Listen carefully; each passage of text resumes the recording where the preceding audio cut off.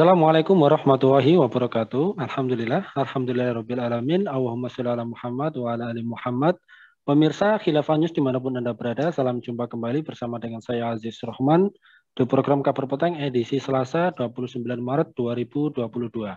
Insya Allah beberapa menit ke depan kami akan menemani Anda mencermati dan menelaah berita paling menarik dan paling populer hari ini bersama narasumber yang kompeten di bidangnya dan tentunya dari sudut pandang Islam.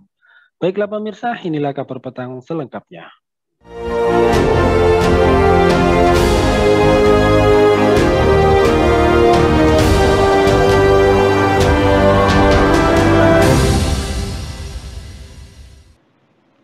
Pemirsa, Presiden Joko Widodo meluapkan sejumlah kejengkelan saat memberikan pengarahan kepada Menteri, Kepala Lembaga, Kepala Daerah, dan BUMN tentang aksi afirmasi Bangga Buatan Indonesia Jumat 25 Maret di Bali yang lalu.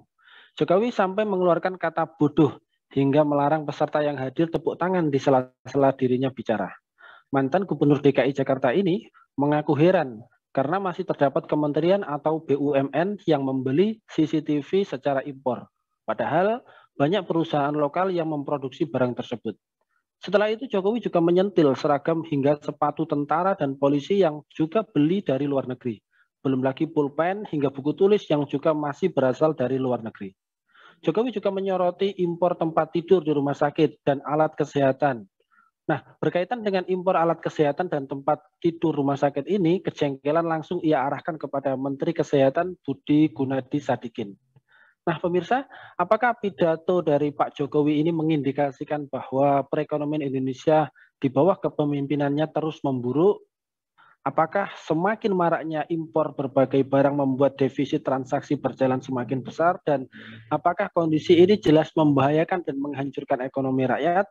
Pemirsa, untuk membahasnya kami telah terhubung dengan Direktur LSEI, Bung Arif Firmansyah. Kita sapa dulu beliau. Assalamualaikum warahmatullahi wabarakatuh, Bung Arif. Waalaikumsalam warahmatullahi wabarakatuh, Bung Aziz. Alhamdulillah, ini gimana kabarnya Bung Arif? Sehat, Bung?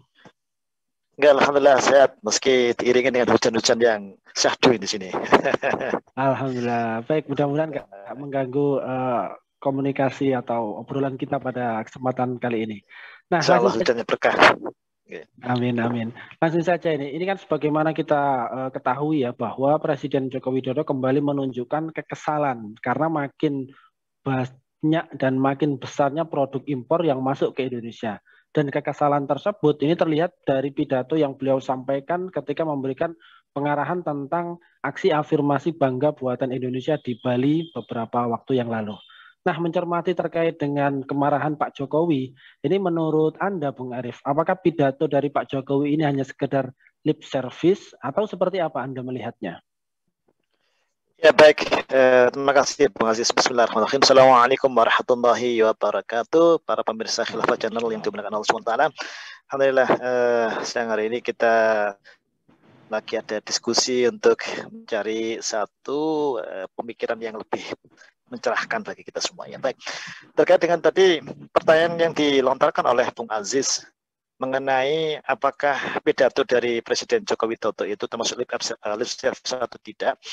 Kalau memang kita telusuri terlebih dahulu, istilah lip service ini atau lip of service ini sempat dilontarkan juga oleh kita mungkin kita sebalik lagi di berita yang lampau itu BEM ya, Badan Eksekutif Mahasiswa UGM sempat memberikan satu ya semacam kayak aksi protes terhadap pemerintah dengan memberikan label yaitu Presiden Joko Widodo ini King of Lip Service gitu.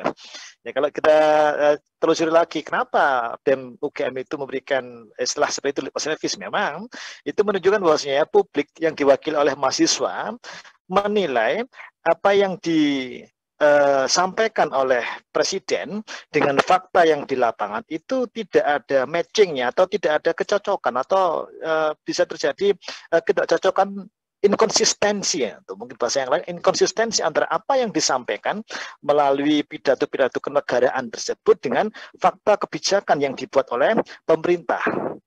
Nah inilah akhirnya memunculkan istilah King of Lip Service itu yang sempat dilontarkan oleh BEM UGM. Nah sekarang kalau kita tarik kembali dengan kondisi yang sekarang, misalnya tadi dengan pertanyaan lip of service terkait dengan pidato Presiden Joko Widodo yang memang beliau menyampaikan pidato tersebut dalam satu aksi afirmasi bangga buatan Indonesia, ya kan, tanggal 25 Maret kemarin ya di Bali, Nusa Dua, Grand Hyatt itu. Yang pertama tentu kita memberikan apresiasi kepada Presiden Joko Widodo manakala memang itu ada upaya untuk mendorong untuk memberikan stimulus atau bahkan penguatan kepada publik, kepada UKM, kepada perdagangan dalam negeri kita itu untuk bisa melakukan swadaya, bisa melakukan swasembada. Bahkan swasembada itu nggak cuma swasembada beras pangan, tapi juga swasembada kebutuhan sehari-hari kita. Nah, ini patut diapresiasi kalau memang itu betul-betul apa yang menjadi afirmasi itu dilaksanakan dalam atau direalisasikan dalam kebijakan-kebijakan yang real selama ini.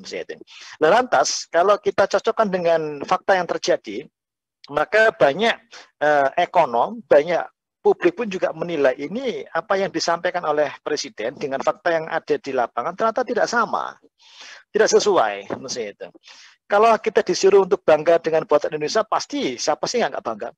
Kita semua pasti bangga, ya kan? Apalagi tujuannya adalah untuk membangkitkan UMKM, untuk membangkitkan ekonomi nasional. Saya yakin semua rakyat pun juga akan mendukung, ya kan? Kebijakan seperti itu. Saya yakin. Ya. Tinggal sekarang apa yang disampaikan oleh beliau itu betul-betul dibuat tidak di dalam kebijakan-kebijakan yang dilakukan oleh kementerian. Ternyata kalau kita perhatikan faktanya ternyata ya untuk kementerian Kemendikbud misalkan gitu. Ada pemberitaan di media massa, Kemendikbud pun juga ternyata mengimpor yang urusan yang kecil, misalnya impor pensil, impor apalagi seragam sekolah. Bahkan juga ada berita yang menunjukkan bahwasanya seragam polisi pun juga impor dari luar negeri misalnya gitu.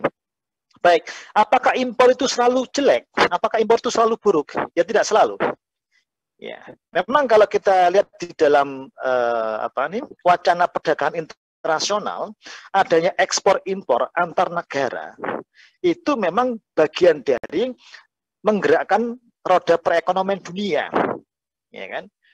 Misalkan apa? Indonesia itu melakukan impor barang dari negara lain. Harapannya juga nanti barang misalkan impor pensil, misalnya, impor pensil dari negara Malaysia, misalnya. Misalkan, nanti harapannya nanti Malaysia pun juga harus impor barang dari kita. Nah, gitu. Impor barang dari Indonesia, barang yang lain misalnya gitu. Sehingga terjadi pergerakan roda perekonomian internasional, saling menguatkan satu sama lain. Akan tetapi, manakala kalau impor itu ya antara Indonesia dengan Malaysia atau Indonesia dengan Cina misalnya itu, ternyata lebih besar impornya Indonesia dari Malaysia dibandingkan Malaysia impor dari Indonesia, ini yang terjadi ketidakseimbangan, ya kan? Lebih-lebih misalnya kalau ini antar negara Indonesia dengan negara besar, seperti apa? Seperti Cina atau mungkin seperti Amerika Serikat, maka yang terjadi ini bukan lagi sekedar kebijakan impor, tapi dikhawatirkan ya kita ini sebagai pasar bagi mereka. Kita belum jadi produsen. Kita khawatir menjadi pasar. Kenapa? Kalau kita menjadi pasar, maka kita hanya bisa menikmati produknya, tapi kita nggak bisa menikmati hasil produksi yang bisa didapatkan melalui produk-produk tersebut. Kita lihat faktanya, Indonesia memang kalau sampai saat ini, secara populasi, itu merupakan negara terbesar yang keempat. Setelah siapa? Cina, India, Amerika Serikat, lantas yang keempat kan Indonesia. Dengan total populasi sekitar 280 juta sekarang. Nah ini bukan sembarang pasar ini. Ini pasar yang sangat besar sekali. Bagi negara-negara produsen yang ekonomi mereka kuat seperti Jepang, Korea, misalnya Cina, terus Eropa, Amerika itu. Bahkan yang negara semacam kayak di ASEAN seperti Thailand, Vietnam yang mereka fokus dengan produk pangan itu tetap target Indonesia pasar utamanya. Nih, kalau kita selama ini akhirnya mengambil kebijakan impor itu ternyata hanya menguntungkan negara lain, sedangkan kita belum terlalu dapat untung yang atau manfaat yang lebih besar dibandingkan impor tersebut, maka ini yang akhirnya menjadi blunder buat kita. Nah, sehingga kebijakan impor seperti ini bukan lagi menggerakkan roda perekonomian dunia, tapi bisa jadi malah merugikan kita, hanya menguntungkan pihak negara-negara lain yang memang kita impor dari negara tersebut. Nah, kembali lagi yang pertanyaan tadi itu lip of service, ya sampai saat ini sepertinya publik juga masih menilai apa yang disampaikan oleh Presiden Joko Widodo ini masih belum sesuai dengan kenyataannya, sehingga dari situlah akhirnya publik masih menilai bahwasanya beliau ini masih, ya kalau orang Jawa bilang ya abang-abang lambe gitu ya, atau lip of service itu sendiri. Baik, begitu. Ya, baik Bung. Ini kalau kita melihat dari pidato yang beliau sampaikan, ini kan beliau memberikan arahan yang mana Presiden Jokowi ini terlihat meluapkan rasa kesal ya karena masih besarnya jumlah impor yang masuk ke Indonesia. Bahkan Presiden Jokowi sampai menyebut kata bodoh ya sebanyak 2 kali. Nah, kalau Anda melihat ini, apakah yang pertama, apakah ini mengindikasikan buruknya komunikasi dari Presiden kepada masyarakat? Terus kemudian yang kedua, apakah hal tersebut dengan banyaknya impor ke Indonesia, apakah ini menunjukkan bahwa perekonomian Indonesia di bawah kepemimpinan Pak Jokowi ini terus memburuk? Atau seperti apa Anda melihatnya, Bung Arief? Ya, baik. Kalau kita perhatikan dari pemberitaan-pemberitaan yang sebelum-sebelumnya juga, beliau juga pernah menyampaikan satu pidato yang ya mengarah kepada kurang lebih kalau bisa kita ambil maknanya adalah benci produk asing. Gitu ya. Sebelumnya juga pernah gitu ya. Benci produk asing, nggak usah pakai produk asing, pakailah produk dalam negeri. Sekarang juga ada program yaitu afirmasi bangga buat Indonesia. Berarti kan ini nggak cuma sekali. Saya sudah mengeluarkan beberapa statement seperti itu, tapi faktanya di tataran lapangan, yaitu kementerian sebagai pelaksana kebijakan pemerintah, itu ternyata juga masih cukup besar impornya. Nah, kalau memang Presiden itu sudah mengeluarkan instruksi seperti itu, kita telusuri apakah instruksi itu sudah sampai tertuang pada sebuah produk hukum. Ya kan? Produk hukum seperti apa? Misalkan instruksi Presiden, Impres, atau Perpres, atau bahkan kalau perlu Perpu, misalnya itu. Perpu khusus untuk menghentikan impor. Nah, gitu toh. Kenapa? Ini juga bahaya pula, ini bahaya secara ekonomi.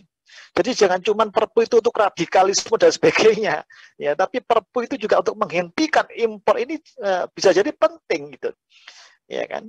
Agar apa? Agar betul-betul tegas itu tampak. Nah, sekarang kalau kita perhatikan, publik belum melihat keseriusan dari beliau Presiden ini untuk menuangkan dalam sebuah instruksi Presiden atau peraturan Presiden atau peraturan pemerintah, Perpu atau bahkan undang-undang untuk betul-betul menghentikan kalau perlu bisa, atau mungkin mengurangi secara signifikan kebijakan impor tersebut.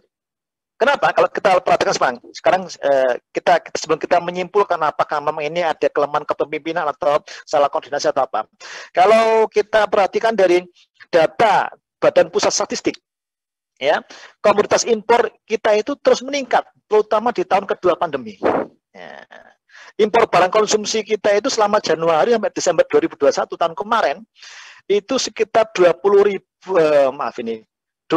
juta 182,8, ya kan, lebih tinggi dibandingkan periode sebelumnya, yaitu cuma 14 juta US dollar ini US dollar, ya kan. Artinya apa? Kalau kita perhatikan sini, maaf ya, 20.182,8 juta, maaf saya koreksi, ya kan, daripada yang tahun sebelumnya yaitu 14.656 juta. Artinya ini kan sudah menyentuh angka miliaran, ya, miliar US dollar. Kalau kita kalkulasikan dengan rupiah, berarti kan angkanya sudah triliunan, kayak gitu. Ini lebih tinggi daripada tahun sebelumnya. Impor bahan baku atau bahan penolong ya 147, impor barang modal 127. Oke, nah. Kalau impor bahan baku atau bahan penolong itu mungkin masih kita bisa hargai. Artinya apa? Berarti kalau Indonesia mengimpor bahan baku, Indonesia mengimpor misalkan barang modal, saya setuju.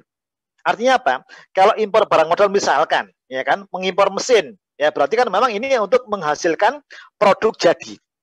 Meski ya memang untuk sementara kita bisa menerima, ya kan? Tapi untuk berikutnya ya harusnya kita tetap bisa mandiri secara ekonomi atau teknologi tadi untuk menghasilkan mesin sendiri. Nah, sedangkan kalau impor barang konsumsi, pensil, seragam misalnya gitu tadi ya, atau bahkan impor pangan, ya beras, garam, yang juga ada beberapa pemberitaan bahkan semacam kayak pacul pun juga. Nah, ini kan cangkul atau pacul itu terpaksa harus impor dari negara lain, misalnya itu. Nah, ini kan menjadi satu keprihatinan kita. Apakah kita nggak mampu membuat atau mencetak sendiri? Ya kan? Nah, ini terus meningkat ternyata, terus meningkat jumlahnya. Padahal pidato presiden ini kan nggak cuma sekali ini saja, sebelumnya sudah ada. Nah, sehingga kalau kita mau telusuri lagi, kira-kira ini apa yang menjadi masalah ya? Apakah beliau itu lemah kepemimpinannya? Bisa jadi, ya kan? Bisa jadi beliau secara kepemimpinan beliau lemah sehingga tidak bisa diikuti atau tidak bisa ditaati oleh para menterinya. Kemungkinan yang pertama itu, ya. Kemungkinan yang kedua, ya, bisa jadi apa yang disampaikan oleh beliau secara pidato, tapi setelah itu rapat dengan kementerian. Bisa jadi malah beliau yang menyetujui untuk adanya impor tersebut, misalnya itu. Yang mungkin di situ ada beberapa konsensus yang mengikat presiden untuk harus melakukan impor tersebut. Misalkan adanya keterikatan dengan negara-negara besar yang lainnya. Nah, ini kan berarti ada pendiktean terhadap beliau atau terhadap pemerintah kita, misalnya. Atau yang ketiga, yang selama ini masih menjadi persepsi yang kuat di masyarakat bahwasanya saat ini negara kita ini dikuasai oleh oligarki. Oleh oligarki. Siapa oligarki ini? Oligarki ekonomi dan politik. Yaitu siapa? Ya, kalangan yang mereka itu tidak duduk di pemerintahan, tapi mereka memiliki kendali yang kuat terhadap kebijakan-kebijakan pemerintah, sehingga pemerintah tidak kuasa untuk menolak mereka, mesti itu. Nah, yang ini bisa menjurus pada beberapa kalangan konglomerat atau pengusaha yang memang memiliki kepentingan. Yang kalau kita perhatikan lagi, misalkan contoh yang terkuat, yang terakhir kemarin minyak goreng misalnya gitu, minyak goreng. Nah, ini kalau kita perhatikan pada saat minyak goreng itu tetap dengan dipatok harga yang rendah, maka minyak goreng langka di pasaran. Ini sedikit melebar ya. Tapi setelah itu, setelah pemerintah melepas harga terendahnya itu ke harga yang bebas misalnya itu, sehingga harganya pun juga semakin liar misalnya itu. Kalau kita katakan semakin tinggi, semakin liar, ya tiba-tiba stok yang ada di pasar melimpah misalnya itu. Nah, sehingga banyak ekonom itu menyoroti ini ya, jangan-jangan pemerintah ini dikendalikan oleh oligarki gitu, yang padahal pengusaha-pengusaha kelapa sawit atau korporasi kelapa sawit ini sempat disuntik dana dari pemerintah itu triliunan gitu. Nah, kembali lagi yang tadi itu, maka ini yang masih menjadi persepsi kuat di kita, di publik saat ini, jangan ini begitu lemahnya secara kepemimpinan, atau bahkan beliau terikat atau beliau itu tersandra pentingnya dengan oligarki, sehingga apa yang diinginkan oleh beliau seperti tadi itu untuk mengajak publik bersama-sama membeli barang buatan Indonesia, tapi ternyata tersandra oleh kepentingan politik ekonomi dari oligarki, sehingga menyebabkan kebijakan ekonomi pun juga tidak sesuai dengan apa yang dipidatokan oleh beliau waktu aksi afirmasi Bangga Buatan Indonesia atau uang sebelumnya. Baik. Ya, baik Bung. Ini terus kemudian kalau kita melihat dengan semakin maraknya impor berbagai barang, ini kan membuat defisit transaksi berjalan semakin besar. Nah, kalau Anda melihatnya, apakah ini juga beresiko di dalam nilai tukar yang akan menciptakan efek berganda dari defisit transaksi yang berjalan itu sendiri, dan juga seperti apa dampaknya bagi ekonomi Indonesia jika kita terus-terusan impor begitu? Ya, terima kasih. Bicara mengenai defisit, maka seringkali juga Menteri Keuangan, ya, Ibu Sri Mulyani Indrawati itu sering menyampaikan, dan dikutip oleh media-media nasional bahwasanya selama ini kita masih terus defisit. ya.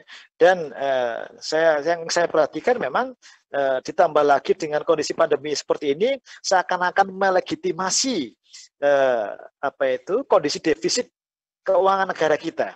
Nah, meski kalau dari analisa beberapa ekonomi ini ada yang menunggangi pandemi sehingga memperbesar defisit tersebut. Yang harusnya defisit itu nggak terjadi, tapi diperbesar untuk kepentingan tertentu saja. Misalnya. Baik, meski itu masih harus perlu dibuktikan mengenai analisisnya. Semakin kalau kita kembali lagi, apa yang kenapa bisa, kapan atau kenapa defisit transaksi itu bisa terjadi? Misalnya, defisit transaksi berjalan itu bisa kita lihat dari neraca perdagangan. Ya, neraca perdagangan yang bisa kalau kita katakan lagi neraca perdagangan internasional.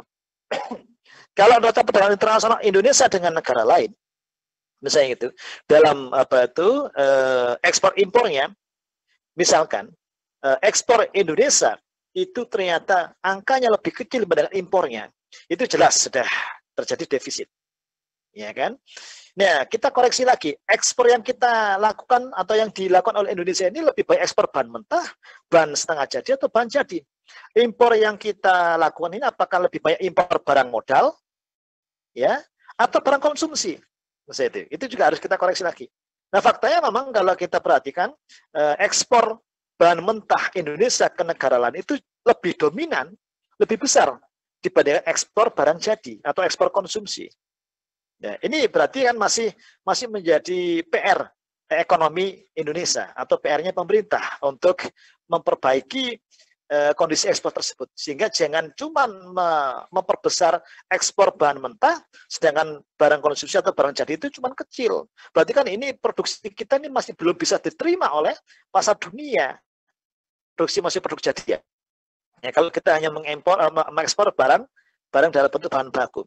Nah, yang kedua, impor itu pun juga demikian. Impor kalau ternyata impor barang modal, itu berarti bisa menggerakkan roda ekonomi. Kenapa? Menunjukkan kalau impor barang modal berarti ya pabrik-pabrik atau industri yang ada di Indonesia ini membutuhkan semakin banyak mesin untuk menghasilkan produk jadi. Nah, kalau produk jadi itu membutuhkan banyak mesin untuk bisa meningkatkan kapasitas produksinya, berarti ini ada kemungkinan produk jadi kita itu tidak cuma dijual di dalam negeri, tapi juga sampai memenuhi kebutuhan internasional. Nah, ini yang lebih bagus. Namun kalau ternyata faktanya kita mengimpor barang jadi, ya konsumsi, berarti menunjukkan ini tidak menstimulus atau tidak mempengaruhi secara signifikan terhadap roda perekonomian negara kita. Kenapa? Berarti kita hanya konsumsi, kita hanya sebagai pasar. Sedangkan industri kita belum terlalu signifikan produktivitasnya untuk bisa mensupport atau membackup ekspor Indonesia ke luar negeri, khususnya ekspor barang jadi. Nah, inilah yang akhirnya kalau kita perhatikan, maka kalau terus-terusan impor ini dilakukan, nggak cuma impor pangan ya, bahkan impor konsumsi yang lainnya. Kalau tadi yang data yang saya tampilkan tadi misalkan dari dari Badan Pusat Statistik kita kan ternyata kan tidak cuma barang modal, tapi yang paling besar itu adalah barang konsumsi. Ya kan, barang konsumsi kita itu juga cukup besar untuk bisa dilakukan misalnya ya, bahan baku dan sebagainya. Nah, inilah yang akhirnya kalau kita koreksi itu bisa memicu semakin besar defisit negara kita. Lantas pertanyaan berikutnya lagi, kalau dampaknya apa bagi ekonomi Indonesia? Ya tentu salah satu yang menstimulus atau yang memberikan trigger untuk memicu peningkatan pertumbuhan ekonomi nasional itu manakala salah satunya adalah perdagangan internasional tadi itu. Kalau ekspor kita itu jauh lebih besar daripada impor kita, maka itu yang akan bisa memberikan peningkatan terhadap pertumbuhan ekonomi nasional itu. Dan yang kedua juga ya, kalau kita perhatikan, kalau impor tadi itu impor konsumsi ke Indonesia misalnya itu betul-betul untuk memenuhi kebutuhan pasar yang begitu tinggi yang dalam negeri ya, sedangkan produksi dalam negeri itu belum mampu memenuhi kebutuhan dalam negeri, silakan, tidak apa-apa. Tapi kalau faktanya ya, produsen dalam negeri sebenarnya mampu untuk memenuhi kebutuhan dalam negeri, tapi ternyata pemerintah memaksakan diri untuk impor dari yang luar negeri, ini malah bisa mematikan produsen kita di dalam negeri. Ya, bagaimana kita mau meningkatkan pertumbuhan ekonomi nasional kalau produsen dalam negeri saja dimatikan dengan impor dari luar negeri. Sedangkan mereka sebenarnya masih mampu untuk memenuhi kebutuhan dalam negeri, tapi dipaksa untuk menerima produk jadi dari luar negeri, sehingga harga mereka terpaksa bertarung dengan impor yang dari luar negeri yang cenderung lebih murah. Ini bisa mematikan industri dalam negeri.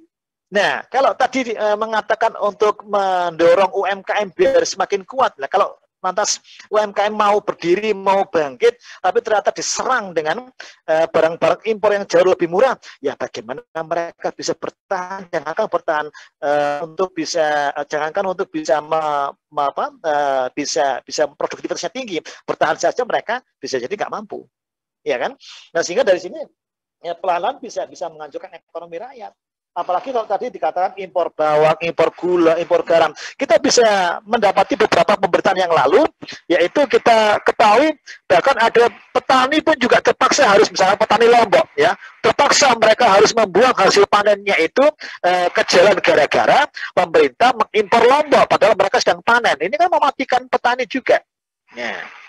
Ini yang salah satu contohnya begitu, termasuk impor garam tadi. Makan demikian, Bung Aziz. Ya, baik Bung. Lantas kemudian jika kita perhatikan dengan berbagai macam kebijakan, ini kan tampaknya para mafia atau rente impor ini kan terus saja ya meminta keran impor untuk terus dibuka, dan kuotanya tampaknya juga minta terus ditambah dan ditambah. Meskipun petani juga panen raya, misalkan panen cabai, faktanya juga mereka juga membuka keran impor. Nah, ini kalau dibiarkan seperti ini seperti apa di negeri kita ke depannya? Dan kira-kira bagaimanakah solusi Islam di dalam mengatasi ketergantungan kita kepada produk-produk atau barang-barang impor ini? Silakan Bung Arif. Iya, terima kasih. Ini mohon maaf juga ini kalau suaranya agak bising di sini, karena sebelah lagi ada pembangunan apartemen. Mohon maaf pemirsa. Ya, baik. Kalau tadi dikatakan bahwasanya dengan adanya rente impor ini, ya ini menjadi persepsi kuat di publik selama ini, kalau selama ini impor yang terjadi di Indonesia itu betul-betul karena tekanan dari beberapa rente atau beberapa pengusaha yang mereka itu punya ikatan kuat dengan beberapa oknum yang ada di pemerintahan, misalnya itu. Ya, sehingga mereka memaksa kepada menteri entah perdagangan atau kementerian perdagangan, ya, kementerian yang lain misalnya, memaksa kementerian untuk bisa membuka keran impor sehingga mereka nanti dapat untung dari situ, ya kan. Nah, di sisi yang lain, ya kan tadi contohnya itu, ya pada saat petani panen cabai atau petani yang lainnya bawang atau petani yang lain misalnya petani garam, mereka lagi panen, kok dilalah malah pemerintah membuka keran impor, ya. Meski alasannya dari pemerintah adalah cabai terlalu mahal atau garam terlalu mahal, sehingga dari situ terpaksa diimpor dari luar negeri untuk menstabilkan harga. Baik, kalau memang faktanya seperti itu, ya kan, maka impor itu harusnya disimpan dulu. Simpan dulu, jangan sampai menghancurkan harga yang sudah dinikmati oleh para petani atau para produsen dalam negeri, dan pelan-pelan diturunkan ya melalui stok tadi itu, ya kan. Jangan langsung dipukul dengan produk-produk yang memang impor tadi yang langsung membanjiri pasar dengan harga yang jauh lebih murah. Ini yang menjadi sorotan publik, misalnya itu. Lantas tentunya dalam jangka panjang ya tentu itu bisa membahayakan kedaulatan ekonomi Indonesia, ya kan? Kenapa?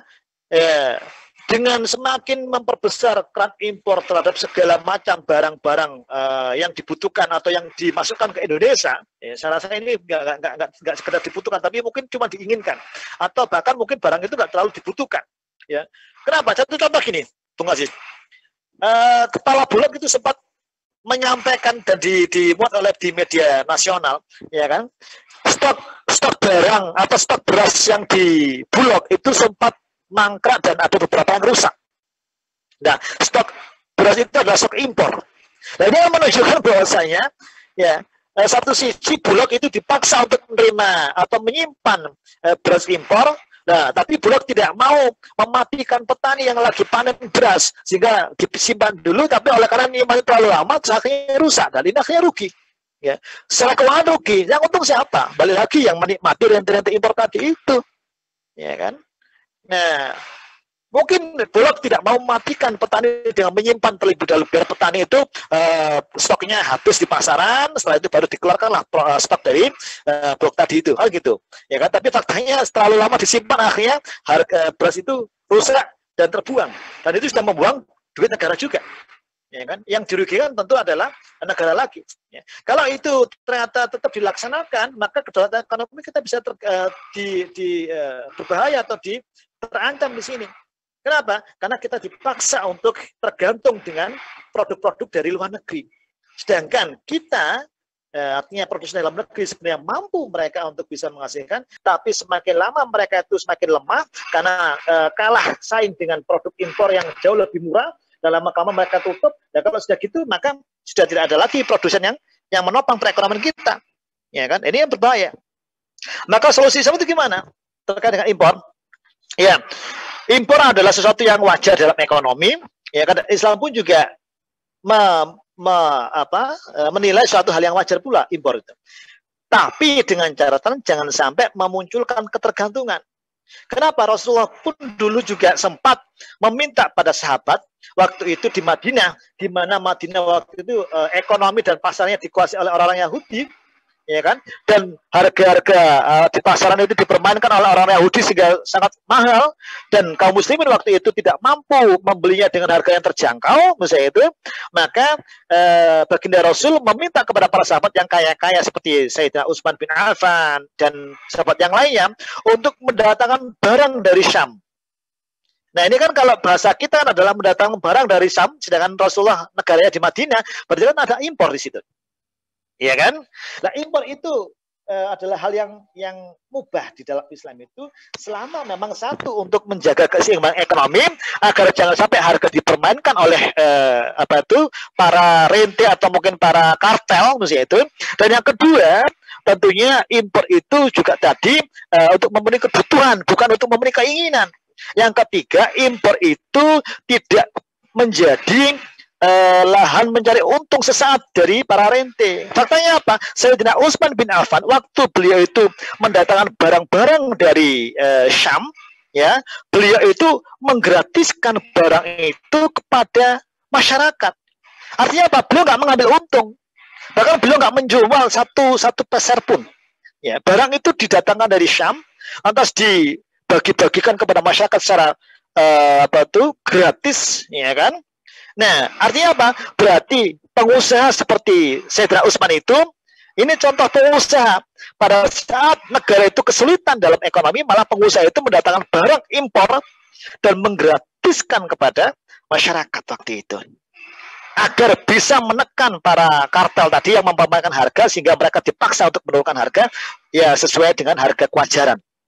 Nah, dari sini akhirnya kalau kita perhatikan, maka Islam itu tidak melarang impor dalam kebijakan ekonominya, misalnya itu, kalau memperhatikan dari sejarahnya Rasulullah tadi itu, tapi Islam melarang kalau kita itu impor itu satu, mematikan perusahaan dalam negeri, yang kedua, ya kan, itu menjadikan ketergantungan sehingga negara pun juga akhirnya dikuasai oleh pihak asing. Di dalam Al-Quran disebutkan, A'udzubillahi minasyaitonir rajim, bismillahirrahmanirrahim, ya, dikata di situ, wala yaj'alallahu lil kafirina 'alal mu'minina sabila. Ya. Artinya apa? Allah itu tidak mengizinkan, Allah itu melarang kaum mukminin ini dikuasai oleh orang-orang kafir. Dalam bahasa ekonomi, berarti Islam melarang kaum muslimin dalam sebuah negara itu dikuasai, dikendalikan oleh pihak asing dalam perkara ekonominya, termasuk impor tersebut. Demikian, Bung Aziz. Ya baik Bung Arif, Masya Allah, ini penjelasan yang luar biasa dan terima kasih telah hadir di Kabar Petang pada edisi kali ini. Insya Allah nanti kita ketemu lagi di lain waktu dan juga di lain kesempatan. Assalamualaikum warahmatullahi wabarakatuh, Bung Arif Firmansyah. Waalaikumsalam warahmatullahi wabarakatuh. Baik pemirsa, demikianlah Kabar Petang pada edisi kali ini. Semoga Anda mendapatkan banyak manfaat dari acara kami.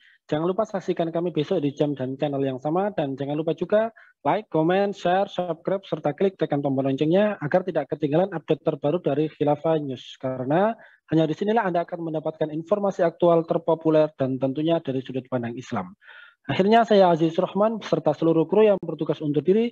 Wassalamualaikum warahmatullahi wabarakatuh.